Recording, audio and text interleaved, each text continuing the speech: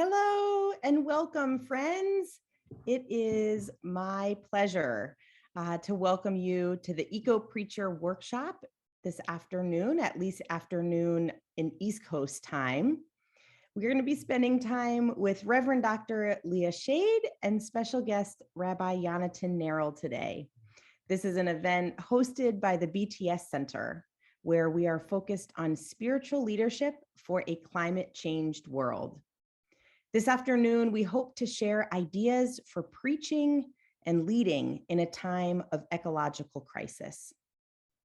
As Ayanna Johnson and Catherine Wilkinson say in the introduction to their book, All We Can Save, in some ways, we humans were not designed for a crisis this massive and all-encompassing. In other ways, we were made exactly for this moment. Let us live into the opportunity to make a difference in these times, feeling equipped and connected. My name is Nicole Dieroff. I am ordained in the United Church of Christ and serve as program director at the BTS Center, which is located on the ancestral lands of the Wabanaki, the people of the dawn, in present-day Portland, Maine. I am joined by several of my colleagues at the BTS Center who are providing technical support and serving as chaplains during this workshop. Thank you, Alan Ewing-Merrill, Ash Tiemann, and Kay Ahmed.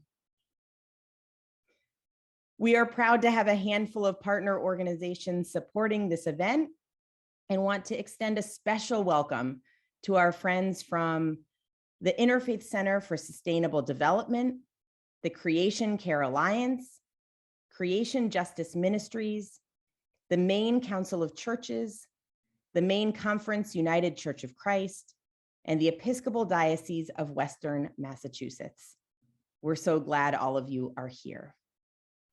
Thank you, each and every one, for choosing to spend this time with this group of people on the topic of eco-preaching.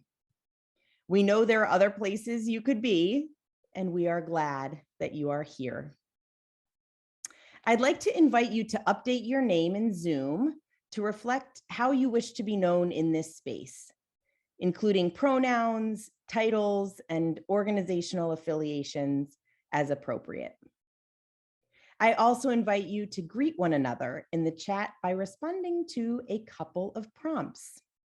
First, where are you logging in from today?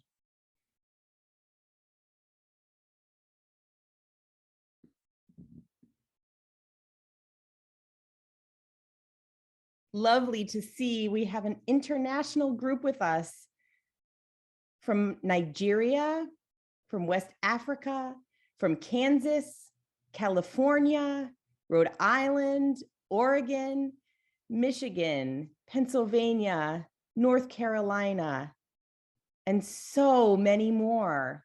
Welcome to all of you across the United States and across the globe.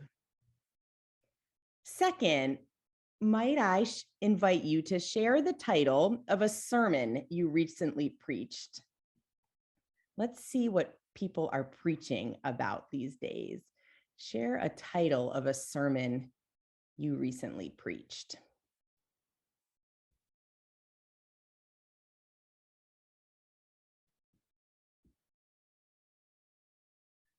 I'm seeing genuine love, trees and exodus, love in a time of climate emergency, a new heaven and a new earth,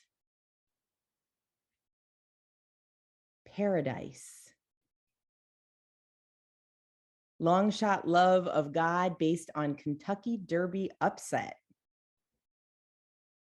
All sentient beings have been our mother. Planting for the future, and many more. Thank you for sharing those. Third, I invite you to share an example of weather weirding that you have been paying attention to over this past month or year. What weather weirding has been happening where you are or have you been attending to?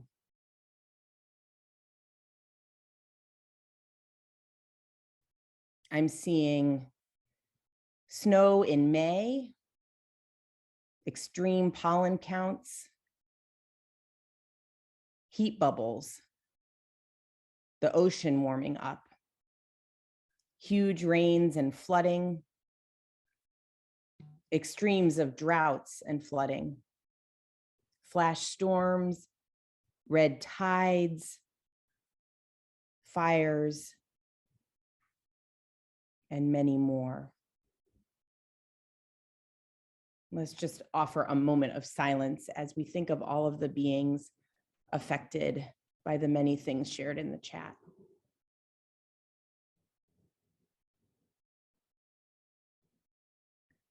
These are indeed unusual times that we are called to offer collective prayers through.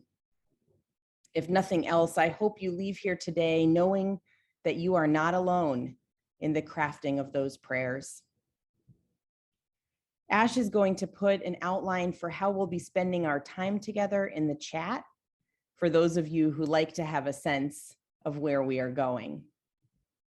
We're in a time of welcoming and introductions. We'll then get to hear from Rabbi Yonatan Neril, followed by Reverend Dr. Leah Schade. We'll take a break and come back for some applied work, thinking about both preaching on May 29th and on Pentecost. And we'll close with gratitude. And now I would like to invite Reverend Alan Ewing Merrill, the BTS Center Executive Director, to bring greetings and introduce our first presenter. Alan. Thank you, Nicole. And what a joy it is to see all of you here. We know that there are many things you could choose to do with a Thursday afternoon in the spring, but we're so glad that you have chosen to join us for this workshop. As Nicole mentioned, my name is Alan Ewing Merrill. I'm joining you today from Portland, Maine, home land long stewarded by the Wabanaki, people of the Dawn. And on behalf of the BTS Center's Board of Trustees and our staff team, I'm so glad to offer greetings and welcome you all to this gathering. As some of you probably know, the BTS Center is building on the legacy of the former Bangor Theological Seminary. So our roots go back more than 200 years to the founding of the seminary in 1814. In other words, this organization has a long history, more than 2 centuries, of equipping and encouraging faithful preaching. So today we're here to reflect specifically on what it means to be an eco-preacher. We're gonna dig into some scriptural texts. We're gonna gain some tools for proclaiming justice for God's creation in the face of climate devastation. And as we do that, I hope we will also kind of bolster each other with courage and creativity for prophetic preaching, preaching that has the power to make a difference for our collective future. Like many of you, I have done quite a bit of preaching. I've been preaching for a while. I graduated from seminary 22 years ago, and for almost 20 of those years, I served local churches where I preached week after week after week. One of the things I used to keep in mind, front and center, was the reminder that the message of the gospel, the message of our faith, is meant to comfort the afflicted and afflict the comfortable. Probably that's something that you have heard before. I don't know where it originated, but it's a great phrase. To comfort the afflicted and afflict the comfortable. On any given Sunday, I knew that there were people in my congregation who were afflicted, people who just needed to hear a word of good news. And likewise, on any given Sunday, I knew there were lots of people who were comfortable, maybe too comfortable, and they needed to be provoked to hear a bit of unsettling truth. I may be wrong, but I have a feeling that most preachers find it a little bit easier to comfort the afflicted. We're all pastors after all, so we know how to offer a comforting word. But the thing is, if you're here today, I suspect it's because you know just how devastating the climate crisis is, just how urgent this moment is, what an existential threat to humanity and to our more than human kin we are all facing. This is truly an afflicting reality. It's not a moment when we can be silent, because it is our comfort, particularly those of us who are middle class, white Western Christians. It is precisely our comfort and our unwillingness to move out of our comfort zone that has led us to this crisis. So this is not a moment for silence from the pulpit. We can continue to be pastoral, and we should, but we must also be prophetic. As the Reverend Dr. William Barber, a disciple of Christ, pastor and co-chair of the Poor People's Campaign, a national call for moral revival, says, the role of the church is to engage in the dangerous ministry of telling the truth. The role of the church is to engage in the dangerous ministry of telling the truth. I will say, the longer I preach, the more I mature as a leader, the more convicted I am about the importance of doing just that, engaging in the dangerous ministry of telling the truth, speaking prophetically to the suffering and injustice of the world, even when it's uncomfortable to do so. I can recall times when I have done that with a bit of fear and trembling. You know, I prepared a sermon and I just wasn't sure how it was going to land with folks. Were they going to be angry? Was I going to get hate emails the next day? And sometimes even in the midst of preaching, I would acknowledge, listen, I know this is a really hard message today, church.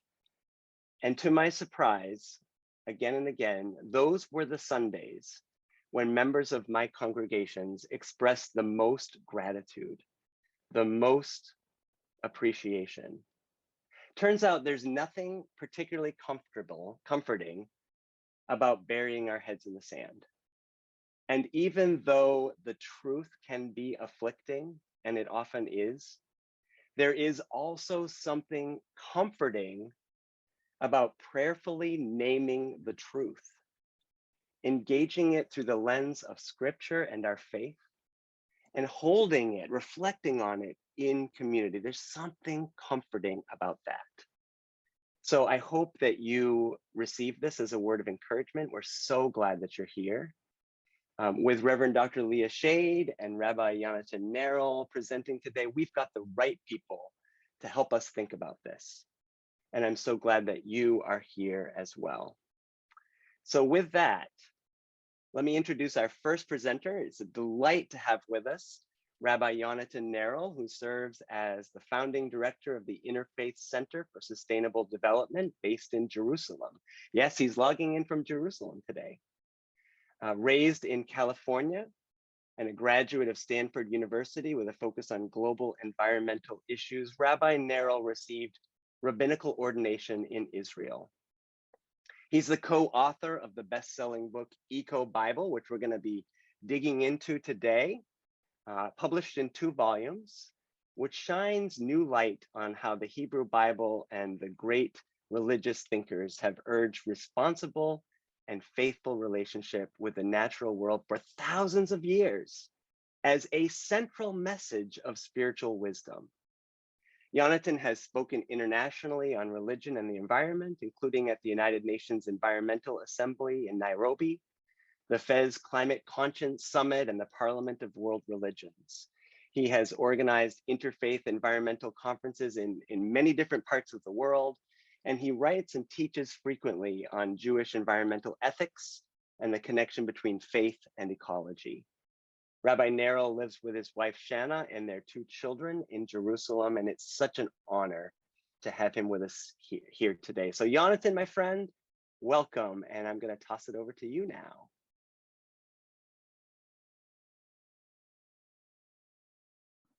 Thank you, Reverend Allen, for the warm introduction, and thank you to the BTS Center and the other partners for helping to make our time together here a reality.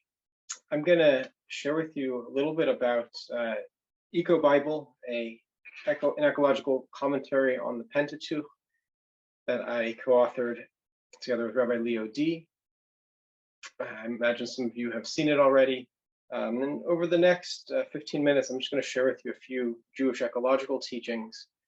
But before I do, I just want to sort of reflect on what you were saying, Reverend Allen, about this aspect of bringing truth to power and be willing to speak about issues that people may not want to hear about. Oftentimes, when I describe about the work of my organization, the Interfaith Center for Sustainable Development, people say, I think that religion is one thing and ecology is another thing. And there's no connection between the two. This is a sort of a typical response that I hear from many religious people. And so we're trying to reveal the connection between religion and ecology and mobilize people to act.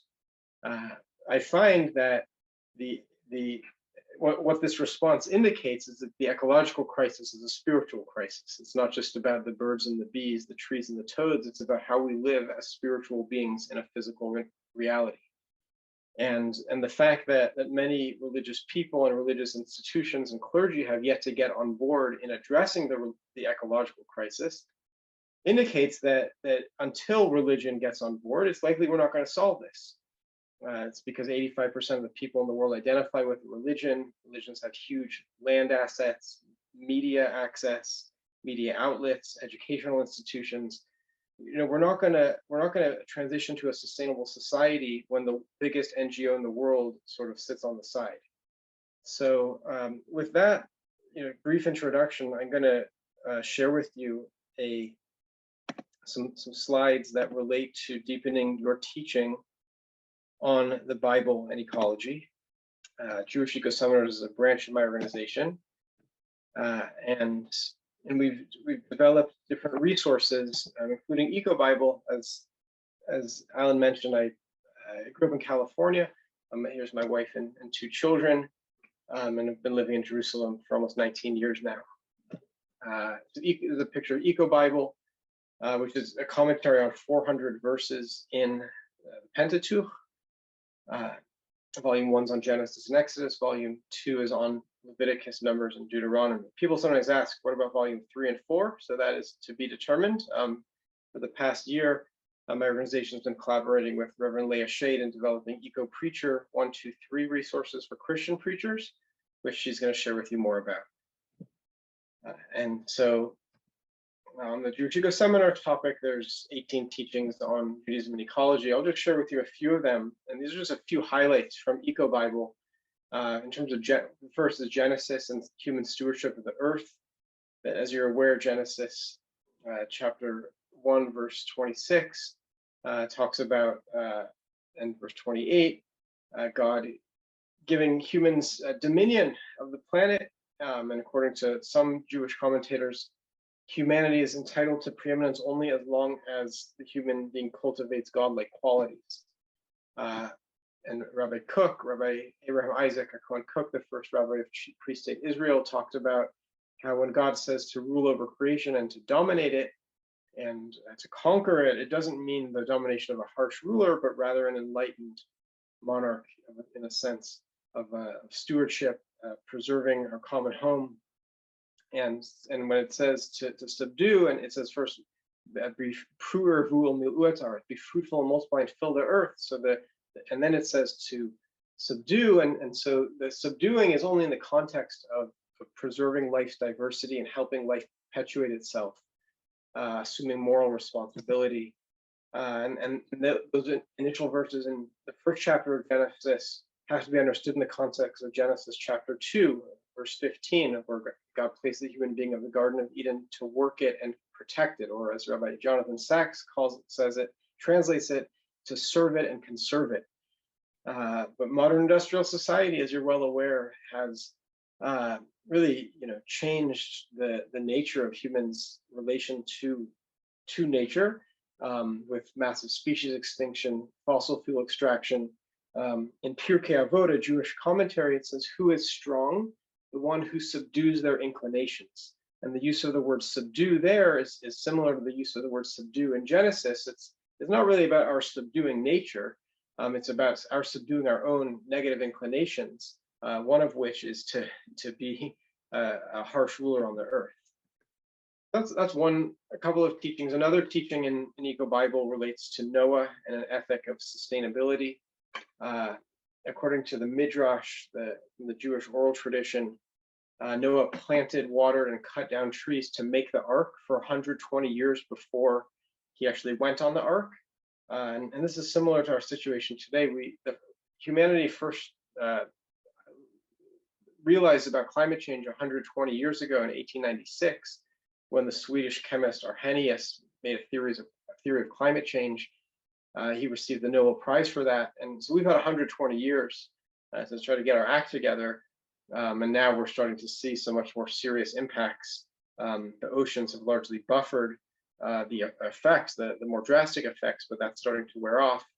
Noah is also considered an ecological steward, taking responsibility on the ark, handling animal waste, preserving species diversity. He could have just thrown the waste overboard, but according to the Midrash, the Jewish oral tradition, Noah and his family shoveled the waste from the human deck and the animal deck and brought it to the third deck of the ark in order both not to pollute the ocean as well as to have manure, so that when they got off the ark, they could plant vineyards, which is one of the first things that they did.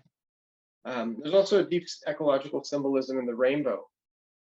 The rainbow is like an upside down bow, which according to the Ramban, Nachmanides, about 800 years ago, he said that in ancient societies, people used to make war with bows and arrows, and when they would call for peace, they would put the bow in the air. And so the rainbow is a symbol of God saying to humanity, I'm no longer going to make war on the earth, or God saying to the earth. And the rainbow testifies to the Creator's intention for life on our planet to continue to exist. God ceases to flood the earth.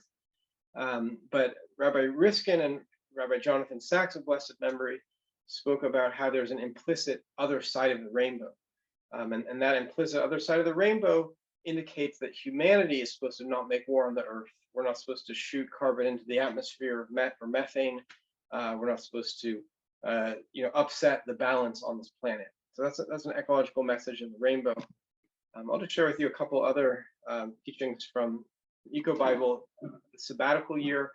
This year in the land of Israel is considered the sabbatical year, and some Jews are observing. Some Jewish farmers are not working the land based on understanding that the land should rest. And Rabbi Fruman talks about the connection between people and land is the connection to our life source.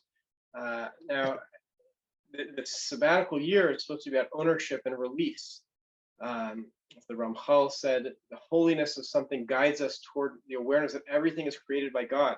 So this vision, there's some rabbis say, like Rabbi Michael Lerner, who talk about how the sabbatical year isn't just an idea for farmers. It's actually something that all of society should access, sort of similar to the cycle of 7 that's in the week, of how one day a week people rest.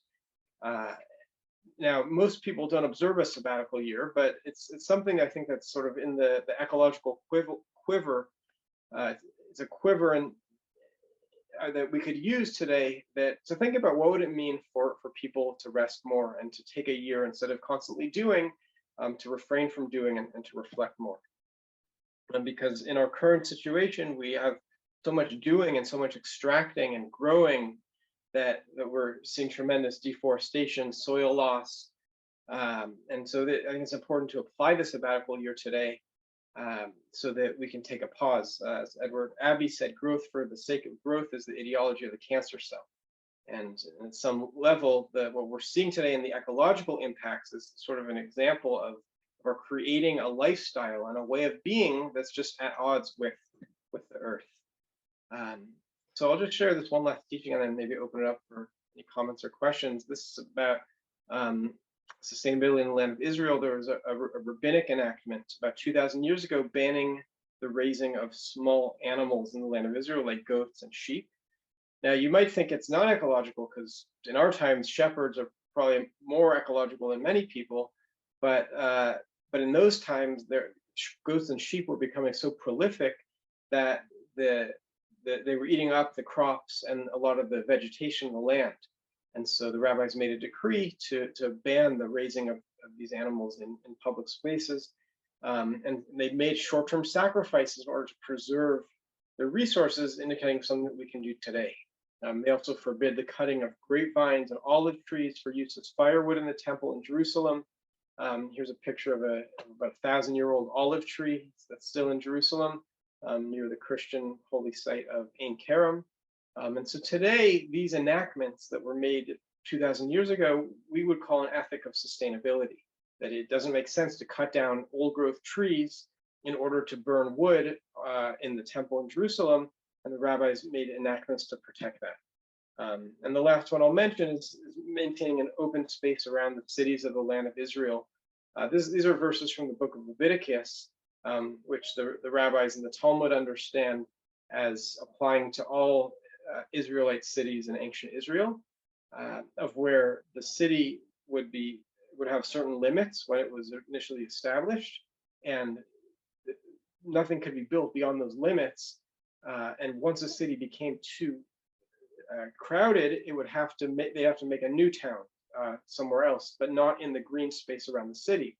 And so this would prevent the phenomenon we see today of megacities. The New York City greater metropolitan area has 23 million people.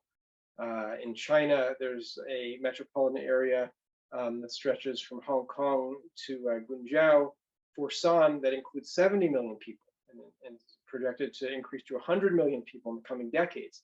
And so this type of sort of megacities and metropolises, it's sort of beyond the pale of what the Bible was envisioning when it talked about having a green space around the city so that people could access nature and walk in nature and have this green lung that would purify the air. So I'm just going to sort of pause here with the share, and we'd be happy to open it up for Nicole and others to share as you see fit. Thank you, Yonatan. Thank you. I'd like to invite anyone to put in the chat either questions or ideas.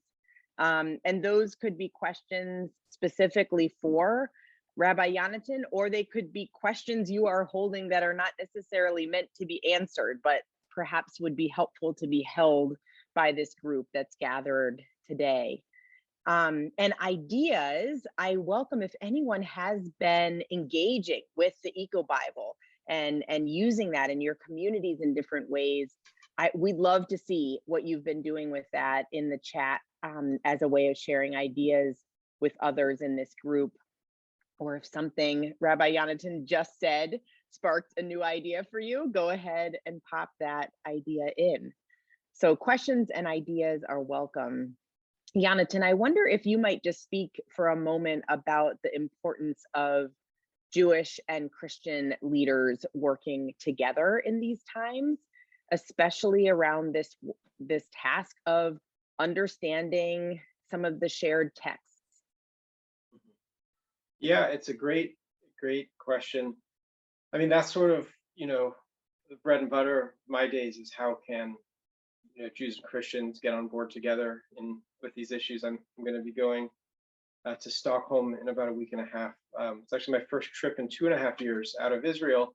I'm going to be going to the Stockholm Plus 50 Sustainability Conference and speaking on a panel with the Lutheran Bishop of Stockholm, and also engaging with some Church of Sweden and Church of Finland clergy in those countries. I think it's really important today. People think that we're different, but I would imagine that the people on this call actually have more in common with each other than with perhaps some. I have more in common with you. If you're interested in eco-theology and eco-Bible, I have more in common with you than I do with some of my own co-religionists. And so there's a lot of area for collaboration. We're going to be holding a conference here in Jerusalem before the UN Climate Conference, COP27, that's taking place in Egypt, and we're going to have Christian leadership showcasing some areas of Christian eco-theology and Christian eco-action, as well as rabbis and imams. So those are a few thoughts. Thank you. And just to share, someone put in the chat that in Roanoke, Virginia, they're using the Eco Bible in a book study led by a local rabbi. So I love that localized example. Because of the number of people online with us today, I would invite you to put questions or comments in the chat. We are not able to actually have the space for participants to unmute. So Victor, I do see you, and I'm wondering if you'd be willing to put your question or comment in the chat. I would really welcome that. Let's ask one of these questions of you, Rabbi Neril, and then we'll move into some time with Leah, who has been doing the work of making some of these resources particularly accessible to Christian preachers. So Elizabeth is wondering about a intentional sabbatical year, wondering if the pandemic pause on air travel and other things revealed anything about how the world potentially squandered the opportunity for a sabbatical year. Wondering if you might comment on how a more intentional sabbatical year could be implemented. Yeah, it's a great question. I mean, in some ways, the lockdowns in many countries forced people to take a break from their normal way of being. And we saw what happened in many cities with animals coming out and people, sort of returning. I realize it was a difficult time for many people, but there's an interesting phenomenon that at the beginning of each sabbatical year, that Jews observe in Israel, or at least sometime during the year, there's oftentimes a stock market crash, and the one major stock market crash. And I think it actually has something to do, I see it as sort of a spiritual ecological message that we can think that we'll keep growing human society and we'll keep growing GNP in the stock market, ad infinitum. But no, there are natural cycles that God put in this world. And one of them is the cycle of 7, that we're supposed to rest every 7 days, every 7 years. And if we don't observe it, we do so at our peril. It's sort of like with the ecological crisis. We can keep going, but at some point, nature is just gonna say, look, it doesn't work for us to continually expand human lifestyles, human material desires. And so that's why I believe that religion is really the key to unlocking the key to ecological sustainability in terms of moderating consumption, helping people think long-term, be more altruistic. Those are some of the spiritual solutions that I think would address some of the spiritual roots of the ecological crisis. Thank you, Yonatan, for logging in with us this evening, your time. We're really grateful to the work that you are doing. And for those of you who like having the chat open as we're going here, let's please honor some of these questions and comments that are being shared among one another. We are here for sure to be building collective community around these topics today. Yonatan, blessings to you and thank you again. You're welcome. Thank you very much. Thank you. So it is now my pleasure to introduce Reverend Dr. Leah D. Schade. And I want to also make sure we put in the chat, as we're sort of unspotlighting Yonatan, the way in which people can access the Eco Bible. So you'll find that in the chat, and we really encourage you to get a copy of both volumes. All right, back to my Leah introduction. So Leah serves as assistant professor of preaching and worship at Lexington Theological Seminary in Kentucky. She is an ordained minister in the Evangelical Lutheran Church in America. And she and I are actually both alumni of the Lutheran Theological Seminary at Philadelphia, now United Lutheran Seminary. Leah is the author of 2 books. She has written, the books are called Creation Crisis Preaching, Ecology, Theology, and the Pulpit, as well as Preaching in the Purple Zone, Ministry in the Red-Blue Divide. I first got to know Leah when I encountered the book Rooted and Rising, Voices of Courage in a Time of Climate Crisis, which she co-edited with Reverend Dr. Margaret Bullitt Jonas. Hello, Margaret. We know you're with us today. Thanks for being active in the chat with us. When I encountered this book, I could tell that it was created for use in community, with discussion questions and spiritual practices included. And we at the BTS Center wanted to help bring people together around its themes. Ever since that first moment of working together in the summer of 2020, Leah has been supporting, encouraging, and building bridges for the BTS Center, and I am so very grateful. I have experienced Leah to be a stellar communicator with the very biggest of hearts. Leah, thank you for your leadership with us today. Thank you, Nicole and Alan, for inviting me to be with you all today. The partnership between all of the different groups that you are pulling together is just, the synergy is fantastic. And I deeply appreciate the work that the BTS Center is doing to put the climate crisis, the environmental crisis, right on the front page of everybody who is thinking about these issues. So I'm grateful for that. And thank you, Rabbi Yonatan. Yonatan. You can tell I travel in Christian circles. It just comes right out. Yonatan, your presentation, I always learn something new. I always learn something new when I read through Eco Bible, and I always learn something new from what you shared. And two things I just want to highlight. The idea of subduing. I had never heard that interpretation, that it's about not subduing nature, but subduing our worst tendencies. And like, oh, well, that makes sense. And then I was also pinging with, like, in terms of the Muslim tradition, submitting to the higher good, I think is just lovely. And I love the idea of the other side of the rainbow, that implicit in that is that not only will God not make war on the earth, but that humans won't either. And so those are two things that'll preach. And I really appreciate your sharing those with us. Leah, can I interrupt for just 1 second to make sure that Rabbi Yonatan attends to the chat, because Victor has left a message for you. And thanks to everyone for kind of navigating this trickiness between chat and live. Thanks, Leah. Absolutely. I'm going to do a screen share myself now. And let me minimize these windows. Okay. I'm going to share with you today some ideas for preaching with an ecological lens.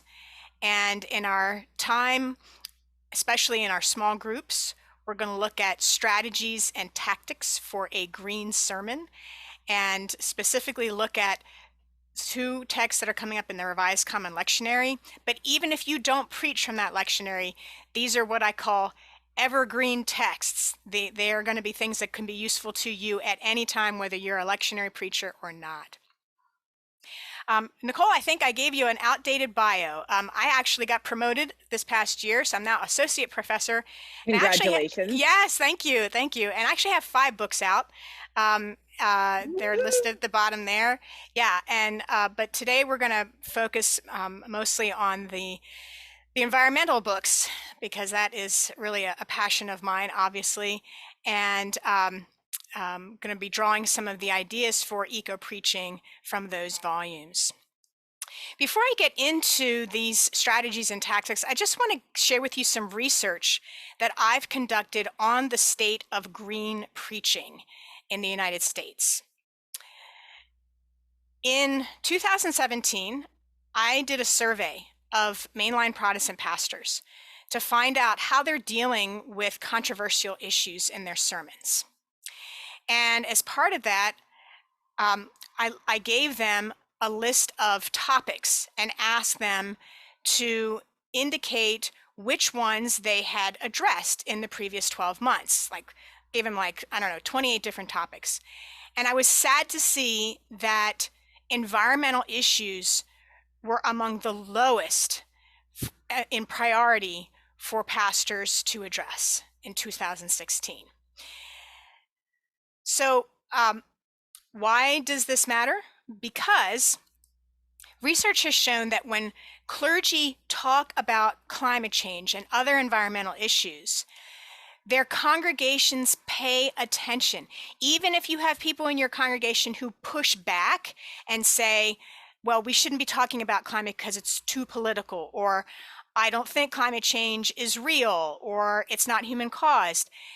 The fact that you as a religious leader are talking about it gives implicit permission to say, this is a topic that we can talk about in our church, because our parishioners are listening and they look to us for spiritual, theological, and biblical guidance for how to think about social issues, including the environment. Now, since I did that survey in 2017, the concern about climate change has really gone up in the population. You can see here research done by EcoAmerica that 78% of Americans are more concerned about climate change than, and then this is the highest it's ever been. Okay, so this is just last year. So this tells us that people are definitely more concerned about this than they had been in the past.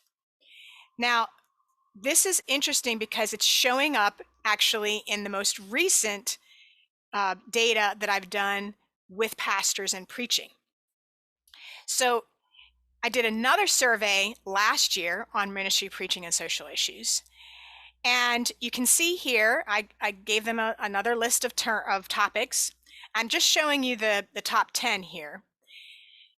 But here you go. Environment, climate, pollution, and extinction is in the top 10. This is significant. So we went from like the bottom up to the top 10. Really great news. It's in the, it's number 6 among the list. And I think that jump in such a short period of time shows that people are very concerned about this. At the same time, it's still only about half of pastors, by their own admission, that are talking about this. So we've got a lot of work to do to equip pastors for how do we even talk about this. Margaret, I put in the chat that there are still people that don't understand how ecology and religion and faith link up.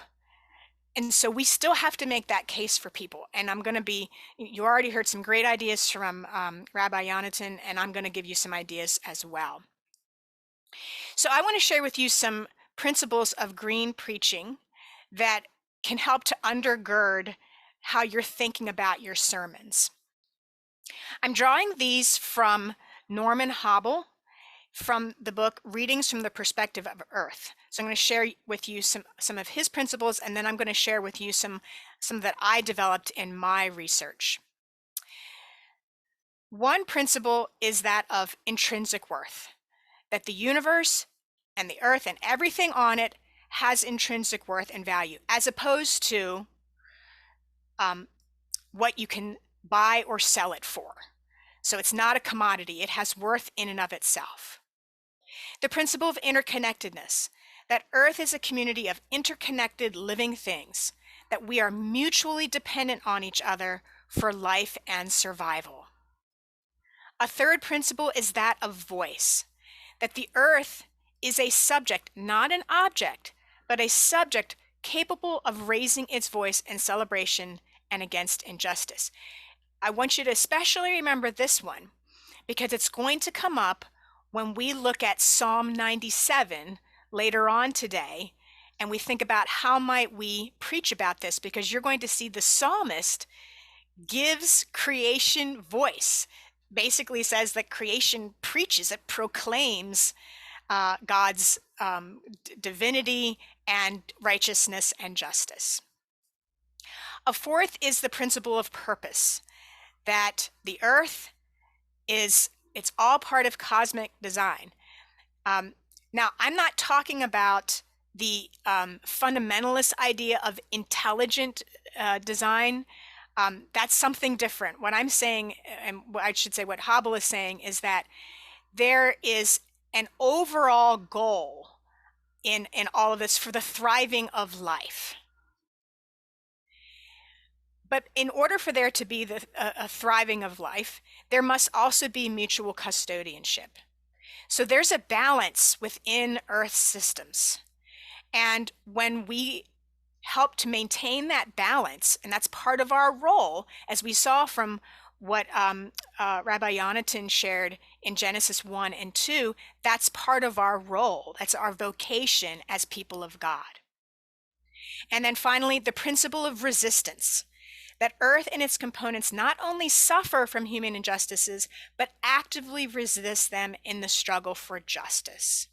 So you'll see sometimes in Scripture that God calls on the heavens and the earth to testify against humanity, to be witnesses. So it's really interesting how that is imaged in Scripture. I want to add to this some principles that I developed from an ecofeminist perspective. And this was part of my book, Creation Crisis Preaching. Now, what do I mean by ecofeminism? If you've not heard of this term before, ecofeminists, so it's combining ecology and feminism. And ecofeminists assert that there's a connection between the oppression of Earth and the oppression of women and all of those who are vulnerable. They say that we can't address ecological crises without also addressing the things that oppress women and vulnerable people, including patriarchy, hierarchy, and domination systems. So unless we are connecting ecological issues to justice, then it's really just, it becomes sort of a white Western project to protect the places that we love to go vacation. That's not what this is about. This is about justice for the least of these, as Jesus used that term. So with that in mind, here are 4 principles that I suggest for thinking about Scripture and preaching. One is to focus on an earth orientation rather than a human, and specifically male human perspective. So we're going to read Scripture through a green lens to think about how the text might be supportive of sustainability, or is it actually oppressing Earth, women, children, and those most vulnerable? A second principle is that we're going to think about our preaching as not just for human beings, but for the other than human community of Earth. Some of you may be familiar with Saint Francis, who preached to his siblings in creation. That's sort of inspiring this. So we're going to look at the biblical texts and think about what impact they would have on the earth and biosystems. A third is what I call a hermeneutic of remembrance. So this is a fancy word that really fancy term means that we're going to think about how we can recover the biblical tradition through an eco-historical critical reconstruction. Another big term, right? You can tell I was doing dissertation work on all of this. But think about what Rabbi Yonatan was talking about in terms of the wisdom that has come through the rabbinic tradition for thousands of years. Eco-Bible helps us to recover that. A lot of times we'll read Scripture and not realize that this was written by an agrarian society that was trying to sustain Earth and maintain best practices so that Earth could also sustain our lives as well. So we're going to look at how can we recover that, not just from an Earth perspective, but also from an ecofeminist perspective, and think about some of those latent ecofeminist threads that might be in there. So we're going to move beyond this androcentric to think about how the text can be liberating for women and those most vulnerable. And then finally, this is the really fun part, thinking about creative actualization. So we're going to tell stories from Earth's and women's perspectives.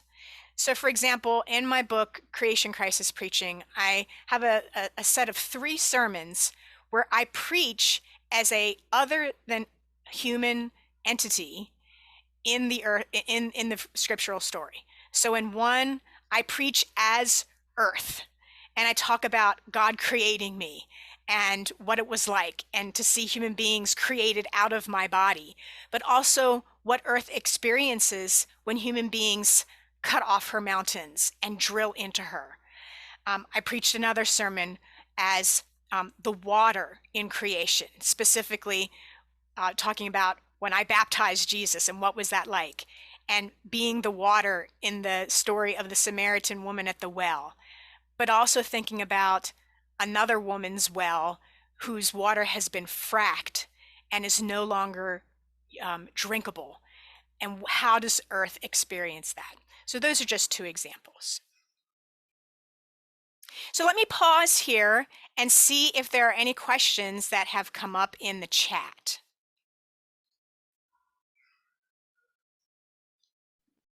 The main question is whether there might be a chance for people to access your slides afterwards. I've shared that we're going to do the Absolutely. We're going to share the recording. Thank you for that generosity, Leah. So we'll be making we really want to make all of these tools available to you. So yes, and thank you. Yeah, absolutely.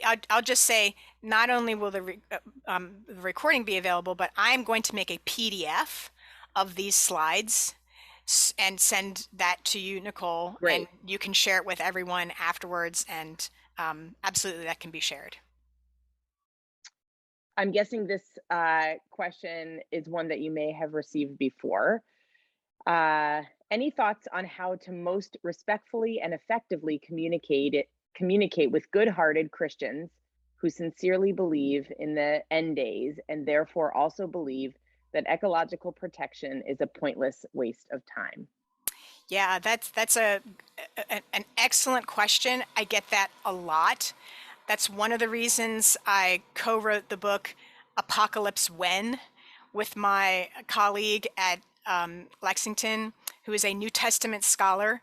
And we look at some of the apocalyptic texts and think about what did they actually mean to the people at the time they were written, and what are the ways in which they have been interpreted so that people can actually, with nefarious intent, make a lot of money by scaring people into thinking it's the end of the world as we know it. I don't feel fine, and I'm gonna, either party hardy, party like it's 1999, and just trash the earth, and Big Daddy God in the sky is gonna come and clean it up, or the hotel maids will come and clean up the room that I trashed.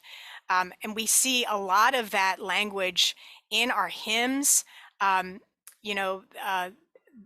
This world is not my home. That's a popular Christian hymn that says, we're going to leave all this behind and everything's going to be fine in heaven. But one of the things that's important to realize is that these texts were never envisioning a destruction of the earth. They were thinking about a restoration, and creating a new heaven and earth is not about replacement. It is about restoration. It is about bringing the fullness of what God intended in the first place. And it's not about just, being lifted away into heaven, but, in Revelation, the New Jerusalem comes to us. God is present with us. So what I like to encourage people to say is that God created this sanctuary of earth and entrusted it to us. And it can feel really frightening in seeing everything that's going on.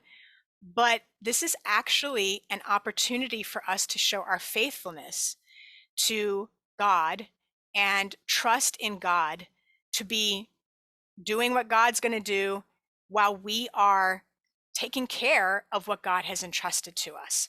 So hold the line, take care of things, don't trash it. That's not what this was ever supposed to be about. Thanks. Allison also offers a helpful note here that leaving things behind also has come from marginalized communities whose life is painful. And thank you for bringing that, because yes, there's multiple perspectives on this. I don't know if you want to respond to that. Another thing that had come up in the chat actually was around the legal rights of nature, and if you were aware of any faith communities kind of working on that perspective of things.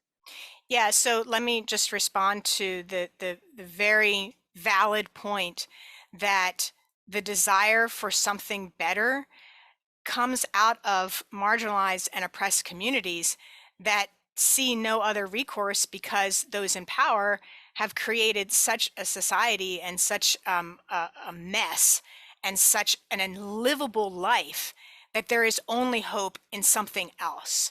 So that should be even more impetus for prophetic preaching that calls out those systemic problems that are making it that people cannot even appreciate and enjoy the world that God created and continues to create.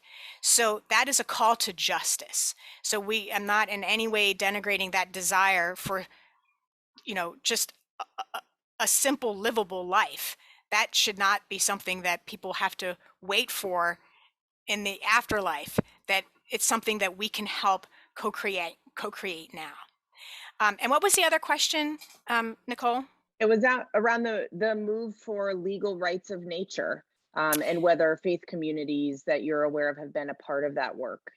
That's a great question. I have to do some research on what faith communities have done with that. And I don't know if Rabbi Yonatan is still with us. I'd love to know what the Hebrew thought or philosophy is around nature as an entity that deserves legal protection. I would say, given what he explained to us about Sabbath and the land, that I think a theological case can be made that the land has rights. Otherwise, God would not have given the command to give it a break and to give animals a break. So I think there's probably untapped potential to have the religious community support the rights of animals and other than human beings and Earth itself. And I'm actually going to be talking about some land rights issues and environmental legal aspects a little later on. So thanks for bringing that up. Thanks. And just thank you to all of you who are contributing to the chat. If you are perusing in there are many good shared resources that are being mentioned. All right. So how are we doing on time here? Not getting carried away. We're doing the hope is to take a break at 1:35. So that's 5 minutes from now. Okay, great. So, so let me just talk through a couple more things before we take our break. And then we're going to come back and do some practical application. So in terms of thinking about strategies for eco-preaching, one idea that I suggest is what I call rooting. So we want to make the case that creation care is part of our responsibility as Christians. You already saw Rabbi Yonatan give us that example in chapters 1 and 2. So we might preach a sermon wherein we say our efforts to curb greenhouse gas emissions and clean up the mess we've made and to protect the environment help us to preserve the earth that God has called tov in Hebrew, good.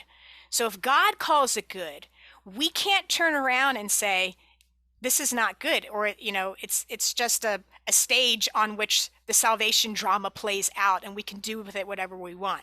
That's not what this is about. In addition to Eco Bible, There are some other great resources. And again, this will all be in this PowerPoint. There's the Green Bible, for those of you who know about the red letter Bible, where everything that Jesus says is in red letters. Well, in the Green Bible, anything that has to do with creation is in green font. And it's a great resource to have if you have children in your church, to do a children's sermon where you just look through and like, okay, let's see where we find the color green. Wow, there it is. What does it say? So really fun thing to do there. I'm Lutheran, so Lutherans Restoring Creation is a great website, has great resources for worship and preaching and all kinds of ministry. And then another one is Sustainable Preaching website. I also want to give a shout out to the book that Margaret and I co-edited called Rooted and Rising.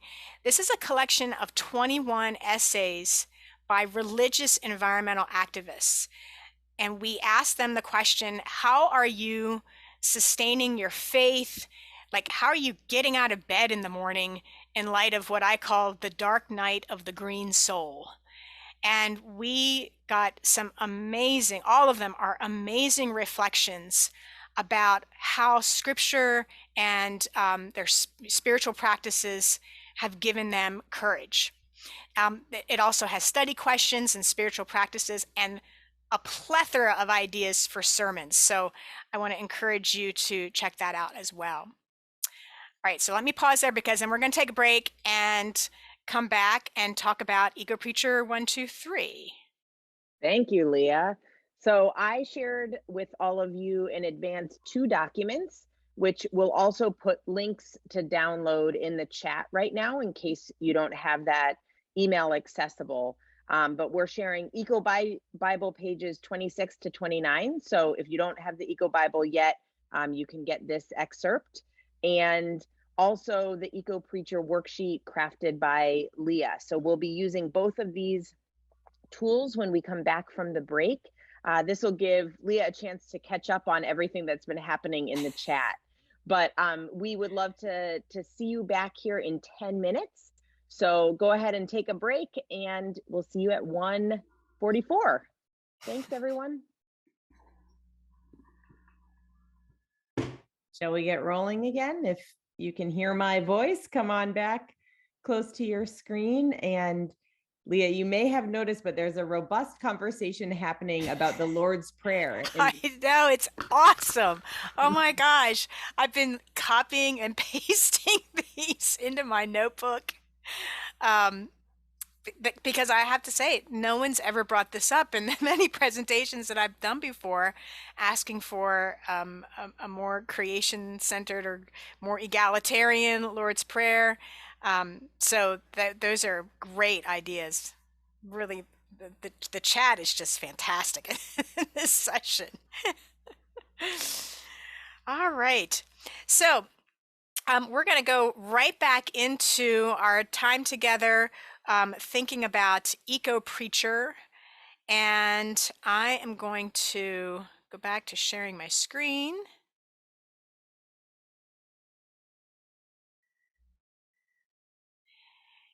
And I want to share with you a resource that I've been developing with Rabbi Yonatan Neril called EcoPreacher 1, 2, 3. And as he mentioned in when he did his presentation, he reached out to me. He had seen my books, and I have a blog on Patheos called EcoPreacher, and asked if I would be willing to work up some resources so that the content of Eco Bible could be shared with a Christian audience. And he sent me a copy and I read through it and I was like, oh my gosh, where has this been all my life? This is such a fantastic resource. And so we started thinking about where are what are passages in the Revised Common Lectionary, which a lot of, not every Christian preacher, but a lot use that. And so we just started developing ideas out of this. And what we wanted to do is to create a resource that would be useful in different contexts. It would be short, So not like, you have to read a whole chapter or anything, like, really condensed. What's the eco-exegesis? So drawing on eco-Bible and some other things. Then what's the one idea? Like, what's the one thing you can pull out of this? And then two, what are two questions that you can ask either in your sermon preparation or even in the sermon itself to help people go deeper with applying the eco-exegesis to their contemporary context? And then three, what are three actions that could possibly be done in your congregation? And the idea is that maybe just one of those would have salience in your context or might spark something else. So it's we put this out at least once a month. Actually, this month I think they're going to be two, because we're going to put the one out for May 29th as well. And it's free. You can sign up for it on the EcoPreacher website, EcoPreacher or Interfaith Center for Sustainable Development. I'm going to put that link in. It'll be in the PowerPoint here, and it's hopefully a really helpful resource. So let me show you how this will work with a text that's coming up on May 29th, and it's Psalm 97. So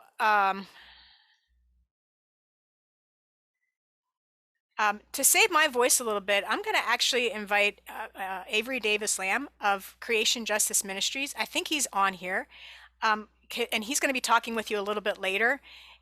Creation Justice Ministries is another fantastic resource organization, and I want to give a shout out to him. And Avery, if you're available, could you read Psalm 97 for us, and I'll scroll through the text as we get to the next slide. Yeah, that's great. Thanks, Leah. Thanks for the invitation. Psalm 97. The Lord is king. Let the earth rejoice. Let the many coastlands be glad. Clouds and thick darkness are all around him. Righteousness and justice are the foundation of his throne. Fire goes before him and consumes his adversaries on every side. His lightnings light up the world. The earth sees and trembles. The mountains melt like wax before the Lord of all the earth. Whoops. There we go. The heavens proclaim his righteousness, and all the peoples behold his glory. All worshipers of images are put to shame, those who make their boast in worthless idols. All gods bow down before him. Zion hears and is glad, and the towns of Judah rejoice because of your judgments, O God. For you, O Lord, are most high over all the earth. You are exalted far above all gods. The Lord loves those who hate evil. He guards the lives of his faithful. He rescues them from the hand of the wicked.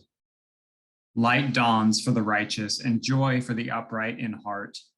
Rejoice in the Lord, O you righteous, and give thanks to his holy name. Great, thank you. So we were actually just talking about this, how there are some biblical interpreters who believe that the world is just a stage for God saving humans. But that's not really what Scripture shows us. We see in Psalm 97 that creation actively participates in God's enthronement. We see that the earth rejoices and the coastlands are glad. And we might envision, well, what does that look like? What would it look like for earth to rejoice?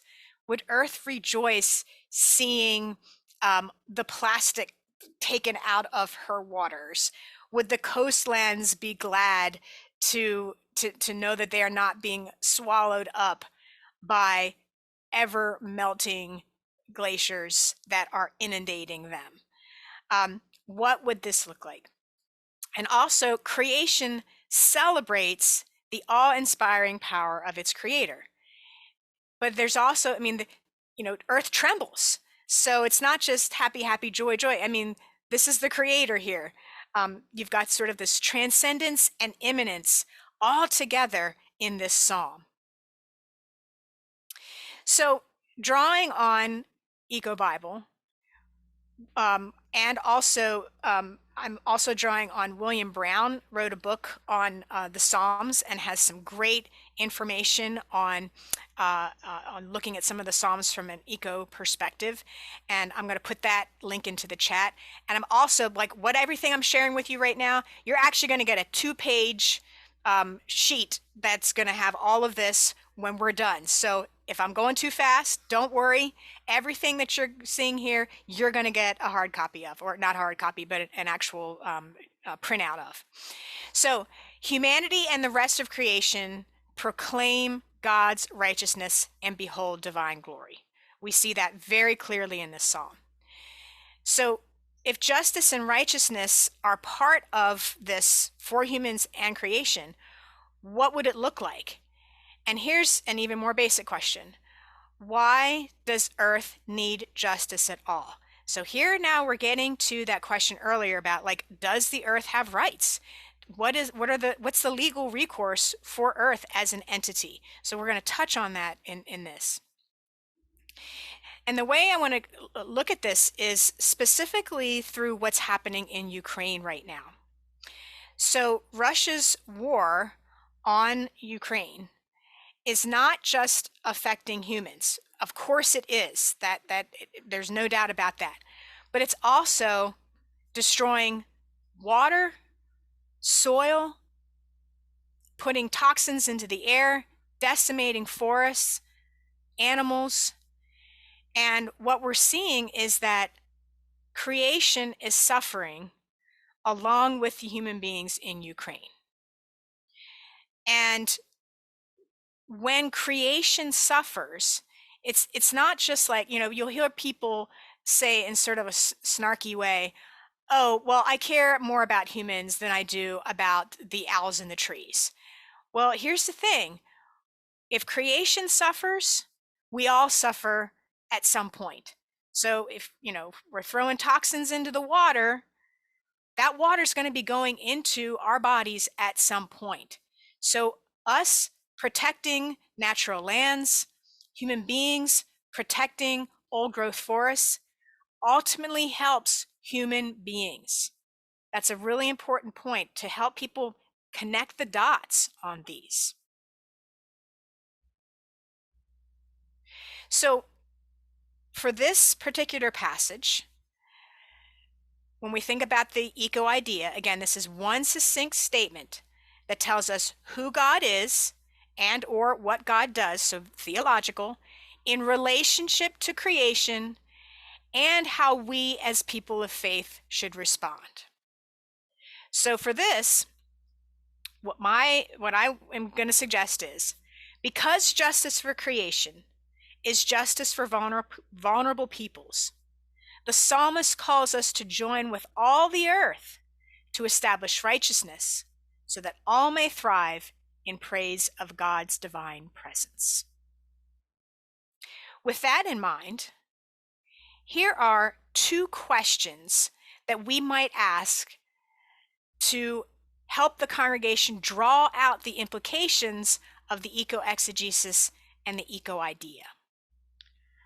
We can ask people, when have you experienced a theophany in nature, right? Because that's what Psalm 97 is about. You've got the enthronement of God, God appearing, and the whole earth trembling. What was it like? You can ask people to share with each other during a sermon, when did you feel the presence of God in nature? Maybe it was on a beach, maybe it was on a mountaintop, maybe it was in the silence of the desert, maybe it was in their own backyard, maybe it was when they were helping to clean up an abandoned lot and plant a community garden. What helped them feel the presence of God? And then how did it affect their relationship with nature and with God and with their community? So that's one suggestion. Another suggestion for an eco question is, in addition to the ways in which war devastates both the human and earth community, what are other connections you see between environmental and human safety and health? And what are ways that, here we go, our congregations can advocate for laws that protect the environment, promote human rights, and ensure a just and sustainable society? And so I get this from the Center for International Environmental Law. They've got a great website. Again, on the sheet that I sent, that gets sent to you, there'll be a link for ideas and the work that they do. And they are specifically doing work in Ukraine on environmental issues. So what are some eco actions that might flow from all of this? How might we respond to the eco idea and the eco questions? One idea is to visit the Center for the Environmental Law. They've got a Get Involved webpage, and you can join with others. You know, as a former bishop of mine says, we can do so much more together than we can ever do alone. So working with others who are already educated, have infrastructure to do this work, helps to amplify our efforts. Another idea is, maybe, I bet most people don't know this, there is a Ukrainian nature conservation group, and they are trying to save wildlife and forests and rivers in the midst of this war. And they are being threatened and targeted, and their lives are in danger. And when all of this is done, they're going to have to count the costs and figure out, where are we now and how are we going to help restore whatever is left. So we might think about a plan to help restore the environment in Ukraine after the war has ceased, because it's not going to last forever. We don't know how long it's going to go, but it's not going to last forever. So especially there are going to be infrastructure needs for clean water. That's one of the most immediate needs. And that's something most congregations can get behind, clean water. You got the whole baptism thing, lots of things in scripture about clean water, and that's going to be a real need in Ukraine. So let me pause there and see if there are questions about EcoPreacher 123 or anything else that I've said in this part of it. So far in the chat, it seems people have just really been listening to you and taking things in. And I'm guessing people may want to do the work now. Okay, great. So let me go back and back to the screen share. And okay, so whoops. Oh, man, maybe I missed one here. Oh yeah, we've already talked about this. Yeah, infrastructure. Oh yeah, the other thing is, check with your denominations. A lot of times, again, they have infrastructure in place to do humanitarian work and to respond to disaster relief. So even after the guns are silenced and the missiles are stopped, there's going to be need for a long time. So now is the time to actually be thinking of how we can partner to help restore. Okay, so as I said, you can sign up for EcoPreacher 123. We'll give you, I'll put some links into the chat for you to do that. And now it's your turn. So you have gotten a very short reading from Eco Bible, where it gives some really interesting takes on some of the passages in Genesis chapter 11, verses 1 to 9, which happens to be the Hebrew scripture for this year's Pentecost Sunday on June 5th or 6th. I can't remember. First Sunday in June. And what I'm going to invite you all to do is, when you're in your small groups, you have your worksheet on where it has, the eco justice principles and the ecofeminist principles, and thinking through some of the exegetical works, because now you've been able to read some of that in here. And there are, I will tell you, there are probably 3 or maybe even 4 different directions you could go with this text in terms of ecological. You're not going to have time to do all of them, so maybe just pick one to think about, how might I connect this with the story in Pentecost, and how might I preach about this? So Nicole, how much time are we giving them to do this? So we'll be going into small groups and coming back at 2:40. So you all should have a good chance to do work together. We'll be putting you in groups of 3 or 4. Please make sure to introduce yourself also. This is meant for relationship building. And if you need any other small break, you can decide that as your group, but we'll be pulling you back in the Zoom fashion at 2:40. Shall we go? Yeah, so and so when you come back, just to let you all know, we'll have a time for somebody in your group to share what were some of your aha moments, what were some of your questions, what are things that your group found to be really resonating, what were the things that were disconcerting. Those are the kinds of things that we'll invite the groups to share. Like, what would you like the other groups to know about what you talked about? So there'll be, so somebody take some notes, jot some things down, and be the designated, like, okay, I'll raise my hand and share some things. You won't have time to share everything, but we do want to hear, we want to crowdsource some of our work on these texts for Pentecost Sunday. All right, thanks, Leah. Okay, I think we are ready to be zoomed into small groups.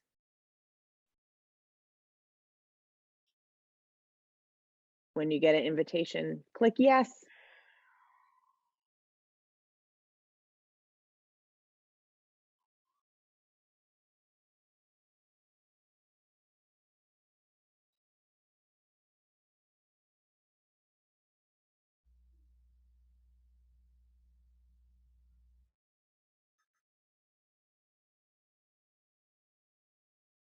They're coming back. So we have like 10 groups. They probably will not remember what group they were in, what room they were in.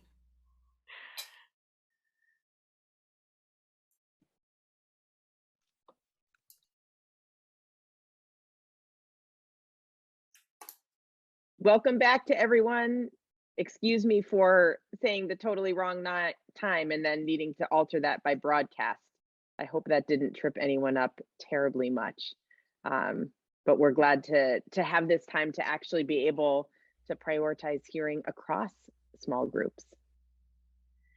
All right, so what we're going to do is there are 10 groups, and I am going to ask, so you probably all don't remember what group you're in, but I am writing down at least one person from that group, and I will call on whoever was in that person's group, whoever's going to be the spokesperson, to share with us either one question, one aha moment, and again, feel free to be talking with each other in the chat. I mean, this has been one of the coolest chats I've seen in a presentation like this in a long time. So feel free to continue engaging with that.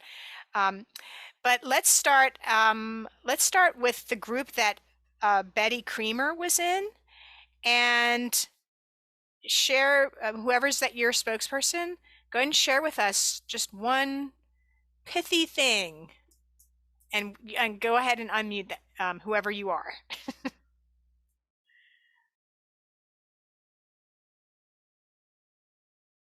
So that would be Betty Creamer's, that would have been Yes, room that would 3. be Bill.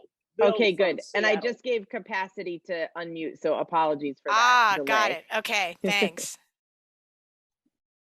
So Bill from Seattle has our notes. Right. Perfect. Hi, I'm Bill Shars from the Seattle area, First United Methodist Church, and I'm not a preacher, so I took notes. And in my group, we had Deaconess Phyllis Cox from Virginia, Betty Kramer, Southern California, and Hamadou Touré from West Africa. And I think the consensus was that the preaching coming up in Pentecost and maybe before and after would be on the principle of interconnectedness and who has the voice. Ooh. Betty was talking about the association between the Tower of Babel and Pentecost, with the tower rising up and the Spirit coming down. Ooh. I love that. Okay, so especially with the principle of voice, this is something that is sort of latent in the text that can be lifted up in the Genesis text, that there is really an imposition of human will upon the earth in this story. They literally put a mountain with this tower on a plane that probably was never, it could not, it was simply unsustainable. And so when you think about the built environment that humans create, and if you had a chance to read the readings, that culture didn't survive because it was unsustainable. And so Earth makes its voice heard, but we have to have ears tuned to hear it. Beautiful. I love that. Thank you so much, Bill. Okay. Let's hear from group 4. That was Margaret's group. Oh, heaven forbid. We were going with the principle of interconnectedness is what stood out for us. And we started thinking about we belong to a God, we trust in a God who believes in diversity and equity, and there are consequences when humans concentrate too much power among themselves. So the implications for today with globalization and the dominance of the English language, and human beings are now scattered over the earth, but they are building towers wherever they go. Yes. So the consequences are already coming. That's so important. And again, recognizing that what happens in one part of the web of life has this ripple effect that sometimes we have no idea about, because we're not trained to see with those eyes. It happens geographically, but it also happens across time. And so when we see people with these weird diseases that are caused by environmental toxins and wonder, like, where is this coming from? It's difficult to trace that. But stories like this show us that God keeps that scope in mind. And so we need to keep that scope in mind too.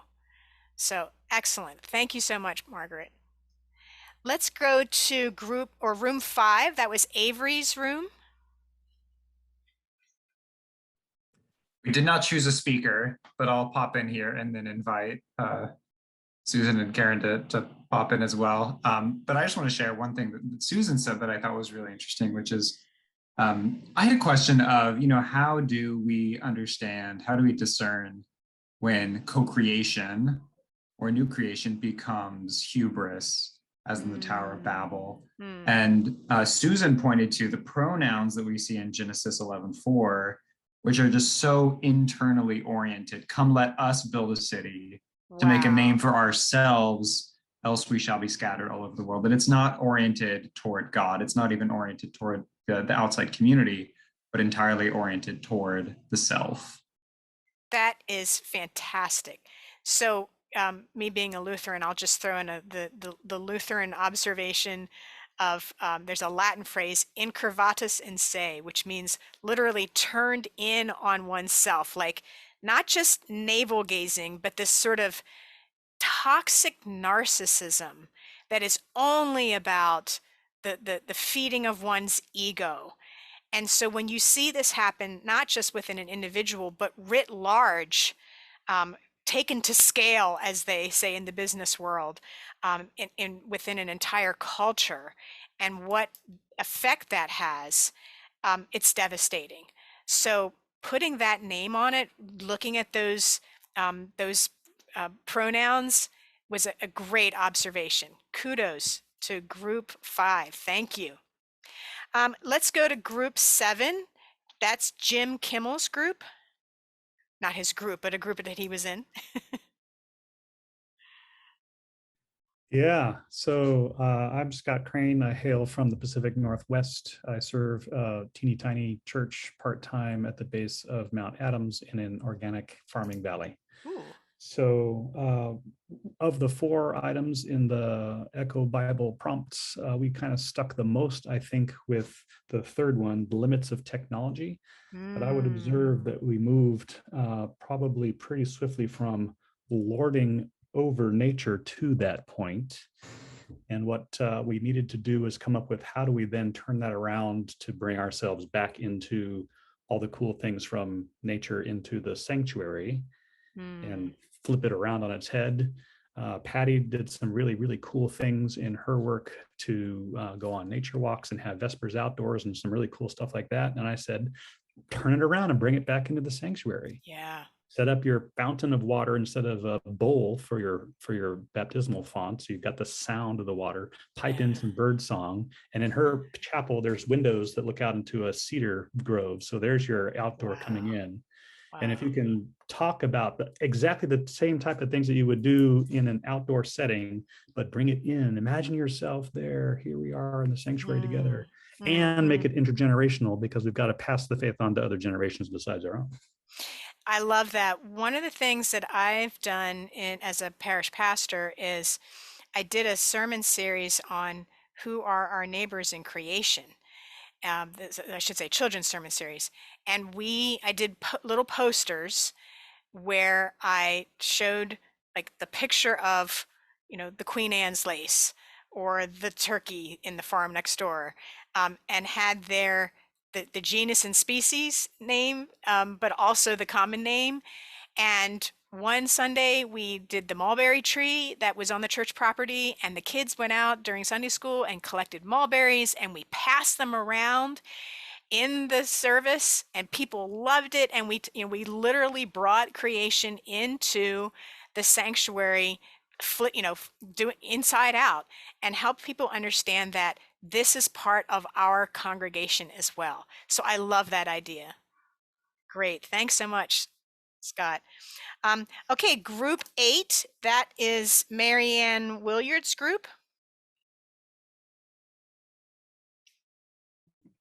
Hi, excuse me. Hi, I'm Kristen. So yeah, Paula, Marianne, and I were in group 8 together, and I'm kind of chuckling at the synchronicity because Scott, who just spoke, is my brother. So this is kind of funny. So I hail from Alaska. I'm way up north. It's still morning where I am. It's like 52. We had the first leaves come out about a week ago. So really different from like South Africa. I'm so glad we're so diverse. Sorry, I'm amazed at this. Beautiful. Cool. Thank you. So the 3 of us in our group, we talked about how kind of the thing that we latched on about is the diversity is healthy.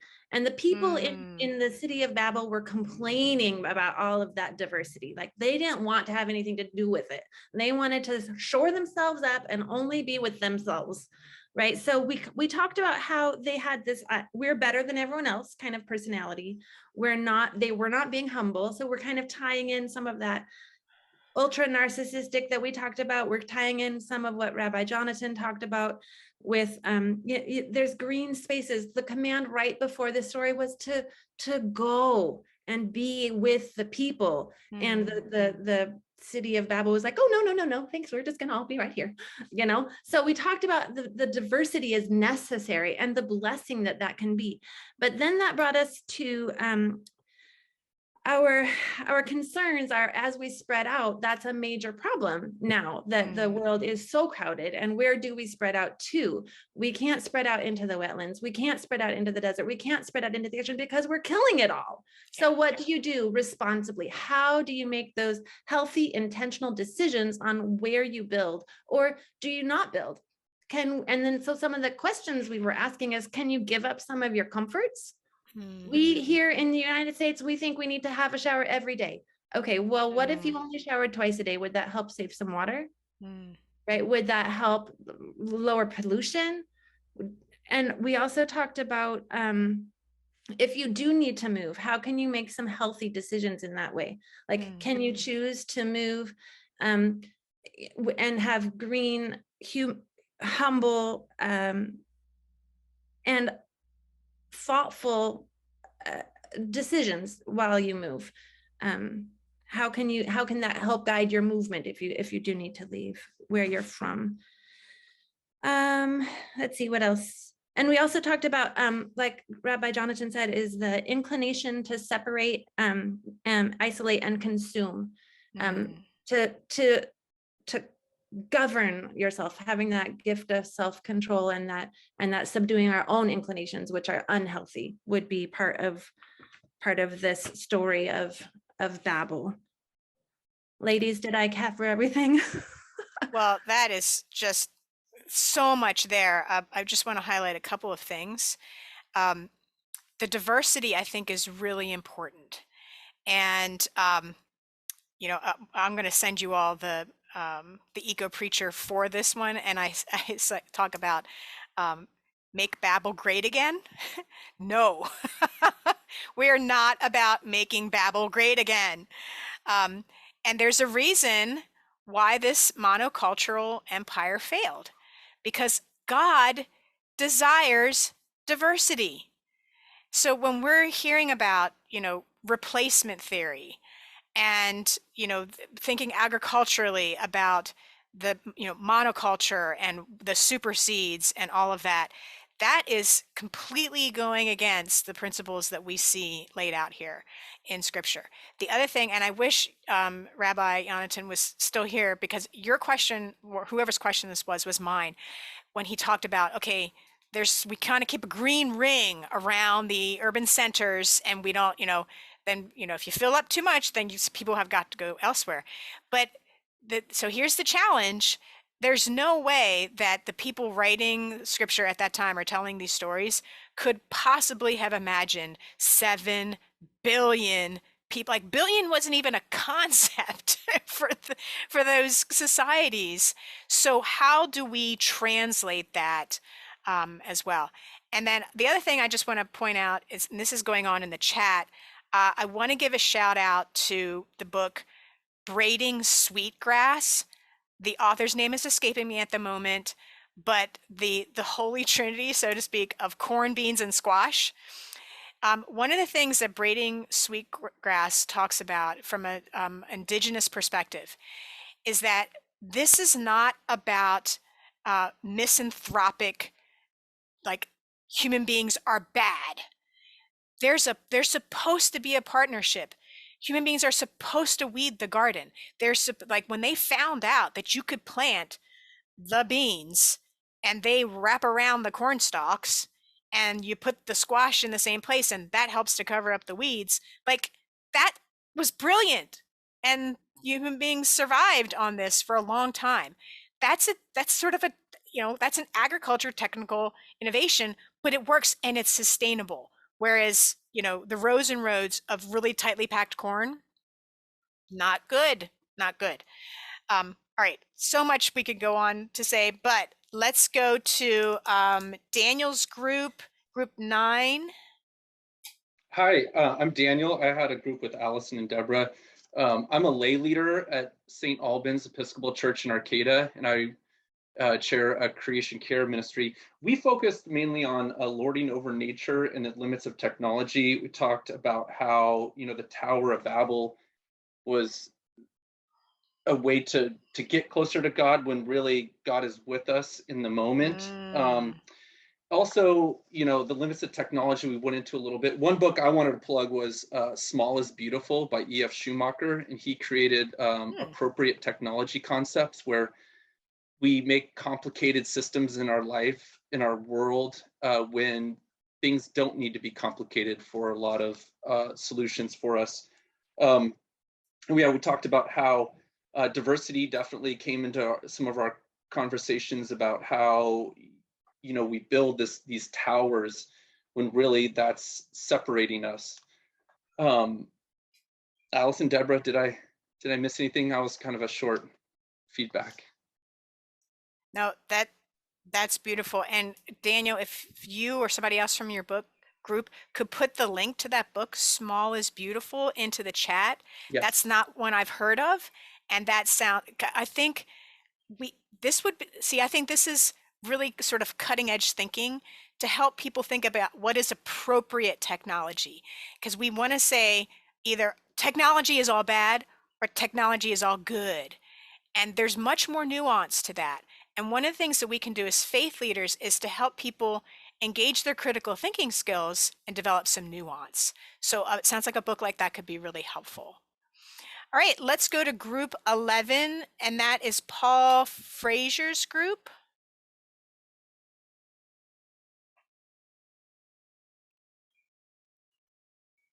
Room 11, anybody here from that group? Well, we didn't assign anyone to speak, but I'll try to summarize some of the discussion. Thanks, Phil.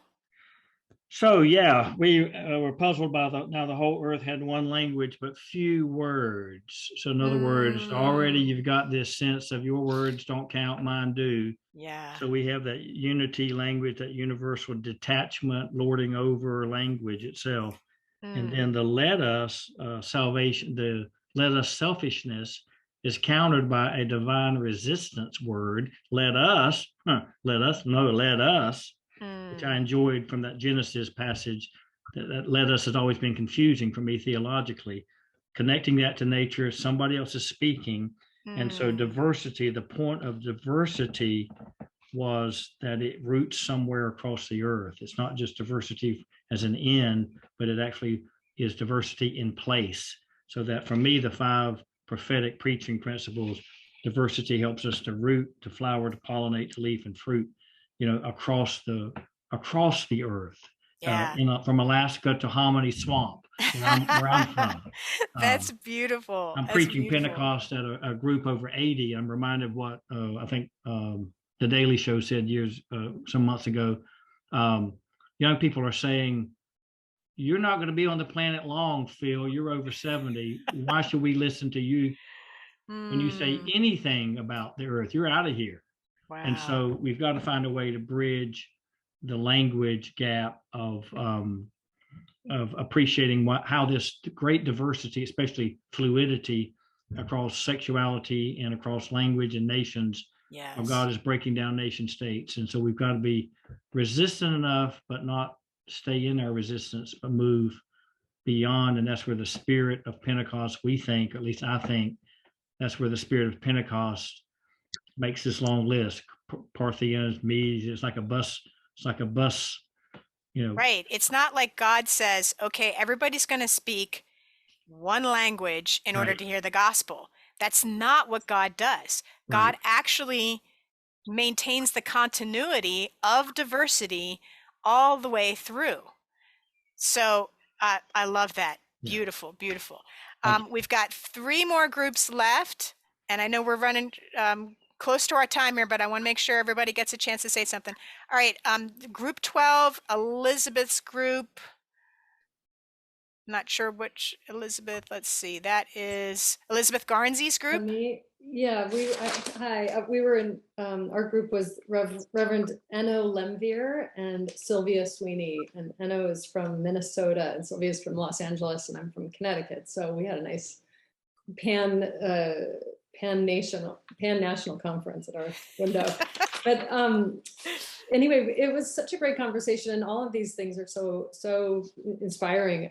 We had to spend some of our time reading the text and commentaries because none of the 3 of us had a chance to read it beforehand. So it was good to do that together. But we talked about how, comparing the story of Babel and the story of Pentecost, while the culture of the Babel, people the impulse was to pull things in, make them smaller, consolidate, flatten things out, and as a result, find control and domination over the situation and over the project. And God's idea, especially as manifest in the Pentecost, is to always create more variation, more diversity, more complexity, more beauty in that. And then the paradox in that is that more people can actually understand and have a say and have an encounter with God. So that was a really great conversation that we had that I've greatly reduced just now. And then we got to the questions and actions. And one of the questions that Reverend Eno proposed was something you could ask your congregation: where have you seen diversity as a blessing and not as something to be feared? Oh, I love that. Yeah, that's a great question. Somebody put that in the chat real quick. That's good. That is preachable right there. Yeah, and then one of our actions for that was a suggestion to leave your neighborhood and seek out something in a new neighborhood and challenge yourself to speak to someone, or if not neighborhood, another country, another state, another culture, and talk to the people and have something local, skip the McDonald's and the Starbucks and go to the local. Yeah, there you go. There. So we tried to find some concrete actions. Beautiful. Yeah, we talked about a lot, but those were some of the highlights for me. So I love it. Thank you, Elizabeth. Great discussion. Thank Two you. more. Okay, Cordelia's group, that's room 14. I'm Maria. I'll speak for us. I don't know that I have much to going to last. We don't have many original ideas. We talked a lot about diversity and the principle of interconnectedness, and I brought up the reminder I just learned around the idea of no mow May, that even like leaving your dandelions is not necessarily good for the native bee. I'm in Minnesota, but in North America, dandelions aren't like bees having only dandelions to eat during the month of May is also not good. So the importance of diversity in that sense also was. Yeah, so because we've created monoculture yards, then monoculture other species can only thrive there, like dandelions. So planting diverse pollinator gardens is a great way to counteract that. All right, and last but not least, Chris Gorton's group in room 15. Yeah, so hi, I'm Chris, and I was in a room with Catherine and Victor. Catherine is in Wisconsin with me, but a different part of the state, and Victor was in Nigeria. And what we found is we worked from the bottom up. We did more of a 3-2-1, in part because we all do such different ministries, but the commonality was the youth and including the youth in the process. For Catherine, it was really gardening with the youngest youth who are in neighborhoods that aren't typically safe. So how to reconnect them with the earth. Victor is doing some really good work with young adults, and there is science and there is faith, and how can they intersect and how to teach that with the youth, because the youth are, can be given the capacity for change. And then myself, I'm in a church which voted to become a creation justice church this year. And we do a lot of cross-generational work in our neighborhood. And so we just talked about our different eco actions that we were doing. So I'll leave you there because that's where we were at. And I was the only one that was going to be preaching on the 5th. So. Well, the cross-pollinating in your group has now spread out to the rest of us, and those are fantastic ideas. I'm going to turn it back to Nicole in a second here, but here's what I'm hoping you experienced in this time together, that you enjoyed this being together in community and having time to talk with people who share your passion and your concern and can give you great ideas. This is what we're hoping to do in the cohorts that we're forming, to give you more space, more time, more opportunities to build relationships to sustain you in this work. And so Nicole and Avery are going to tell you how we can do that together. Thank you, Leah. And many thanks to all the people who shared from their small groups. For me, this workshop has felt really thoughtful and really timely. To all of our participants, I hope that you found engaging in this work today to be both helpful and perhaps on some level vocational.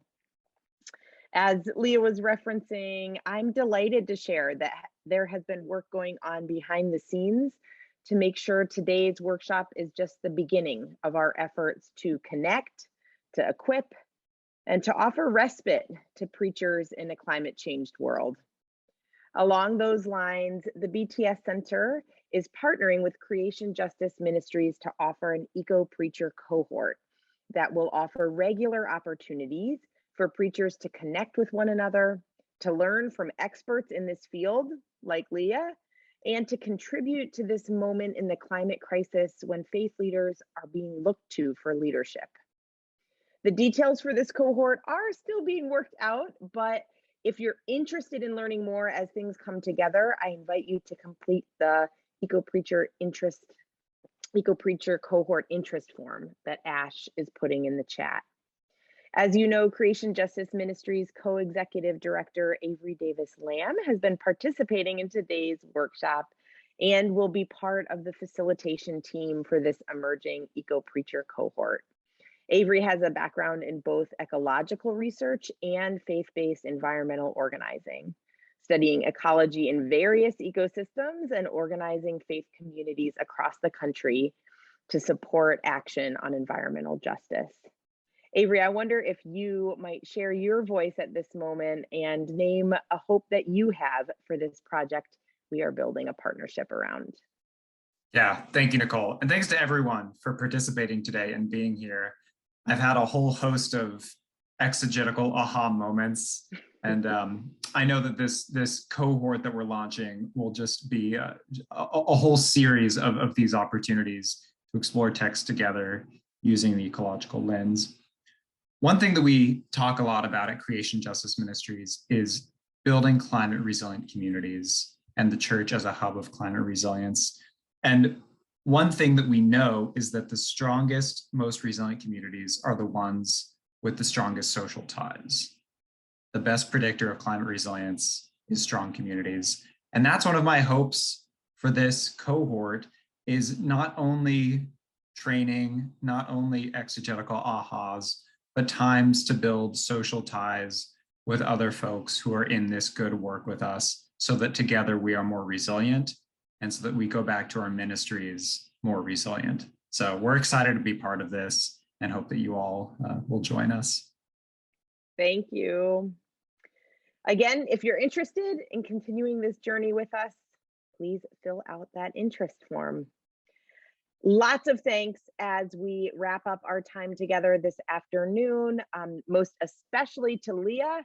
If you want to wave your hands, do the sort of signal for applause through the reactions or a heart or whatever you'd like to do to express your gratitude to Leah for her very good work and innovation and for being with us today. Also, I think Yonatan has probably signed off because it's pretty late by now in Jerusalem, but in absentia, we're so grateful to Yonatan and his very good work with the Eco Bible that in many ways kind of started this whole thing rolling. Also, many thanks to our event partners and everyone who found their way here through one of those partners. And of course, to my colleagues at the BTS Center who have been supporting this event. And you for choosing to be here today, spending this time with this group of people on this topic. Alan, I'm wondering if you might offer a blessing for us as we close. Absolutely, a blessing and a word of gratitude to all of you who have been a part of this. Here's my blessing as we end. May you gather together and hold tightly to all the wisdom, the grace, and the conviction that you need for this moment. May you know deep in heart and mind that you have been called by God for this moment. And not only called by God, but also gifted and equipped for the preaching task to which God calls you. May you claim your spiritual leadership. May you feel deeply connected to this community of preachers, to the earth, to our common home, to our more than human kin, and to the spiritual wisdom of your religious tradition. In moments when you receive pushback or criticism or anger, and you probably will, may you remember that you are surrounded in love and prayer, and may you be strengthened by the solidarity that is present in this moment. May you compassionately comfort the afflicted, and may you boldly afflict the comfortable, with conviction and perseverance, with renewed encouragement and divine strength, with peace that surpasses all understanding, and even with joy, may you engage in the dangerous ministry of telling the truth. May you know that we are in this together, and that God is with us and for us now and always. Amen. Amen. Go in peace, friends. Amen. Thank you all.